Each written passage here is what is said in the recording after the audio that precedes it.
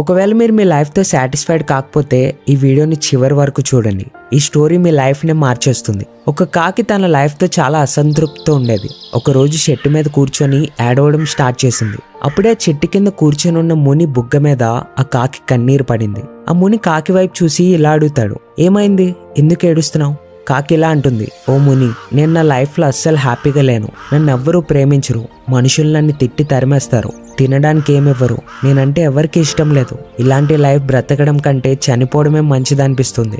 ఆ కాకి మాటలు మునికి చాలా బాధ అనిపిస్తాయి. అతను ఇలా అంటారు, మనం ఎక్కడున్నామో ఎలా ఉన్నామో దాంతోనే సంతోషంగా బ్రతకాలి. కానీ కాకి ముని మాటలు ఏం అర్థం కావు, ఏడుస్తూనే ఉంటుంది. అప్పుడే ముని ఎలా అంటారు, సరే ఏడవకు, నీకోసం నేనేం చేయాలో చెప్పు, నేను నా మంత్రంతో నిన్ను అలా మార్చుతా. ఆ మాట విని కాకి చాలా హ్యాపీ అనిపిస్తుంది. స్వామి, మీరు నాకు ఫేవర్ చేయాలనుకుంటే నన్ను ఒక హంసగా మార్చండి. సరే, నేను నిన్ను హంసగా మారుస్తా, కానీ ముందు వెళ్ళి ఒక హంస తన లైఫ్తో హ్యాపీగా ఉందా లేదా అని అడిగిరా, నేను నీకోసం ఇక్కడే వెయిట్ చేస్తా. కాకి చాలా సంతోషంగా ఎగురుతూ ఒక హంస దగ్గరికి వెళ్ళి ఇలా అడుగుతుంది, వాహ్, నువ్వెంత అందంగా ఉన్నావు, పాల కంటే తెల్లగా ఉన్నావు, అందరూ నిన్ను ఇష్టపడతారు, ఈ ప్రపంచంలో అత్యంత సంతోషకరమైన పక్షి నువ్వే అయి ఉంటావు.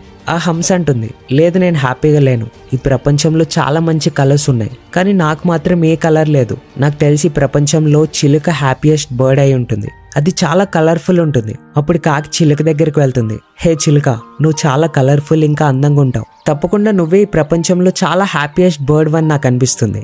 చిలుక అంటుంది, ఎవరు చెప్పారు నేను హ్యాపీగా ఉన్నా అని? మనుషులు నన్ను పంజరంలో పెట్టి పడేస్తారు, నాకెప్పుడు భయంగా ఉంటుంది, నన్ను ఎవరైనా పంజరంలో బంధిస్తారేమో అని. నాకు తెలిసి నెమలి తన లైఫ్లో చాలా హ్యాపీగా ఉంటుంది.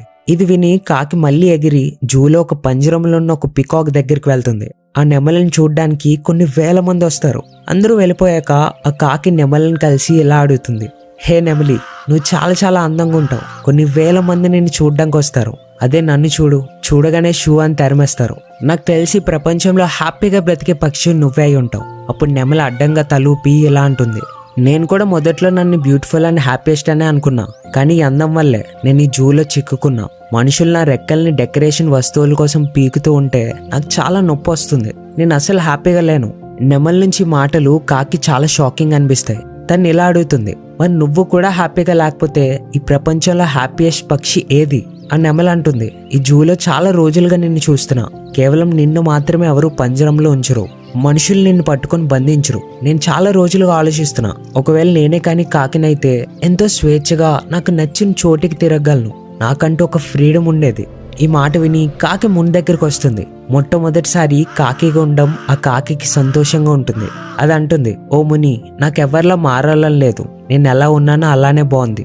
మన లైఫ్లో మనం చాలా అనవసరమైన కంపారిజన్స్ చేస్తూ బాధపడుతుంటాం, వేరే వాళ్ళతో పోల్చుకుంటూ మనలో లోపాలని వెతుక్కుంటాం. ఇది ఒక సైకిల్ ఆఫ్ అన్హ్యాపీనెస్ కి దారితీస్తుంది. సో మీ దగ్గర లేని దాని గురించి ఆలోచిస్తూ బాధపడడం కంటే ఉన్నదాంతో హ్యాపీగా ఉండడం నేర్చుకోండి.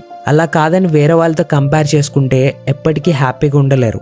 ఏ వ్యక్తి అయితే ఉన్నదాంతో సాటిస్ఫై అవుతాడో అతని ఈ లోకంలో మోస్ట్ హ్యాపీయెస్ట్ పర్సన్. ఎవరితోనూ మిమ్మల్ని కంపేర్ చేసుకోవద్దు, అలా చేస్తే ఈ లోకంలో మోస్ట్ సాడెస్ట్ పర్సన్ మీరవుతారు. గుర్తుంచుకోండి, సంతోషం అనేది మీతోనే మొదలవుతుంది అండ్ మొదలవ్వాలి కూడా. అండ్ మీరు ఒక స్ట్రాంగ్ మైండ్ సెట్తో లైఫ్ని స్టార్ట్ చేయాలనుకుంటే నెక్స్ట్ ఈ వీడియోని తప్పకుండా చూడండి.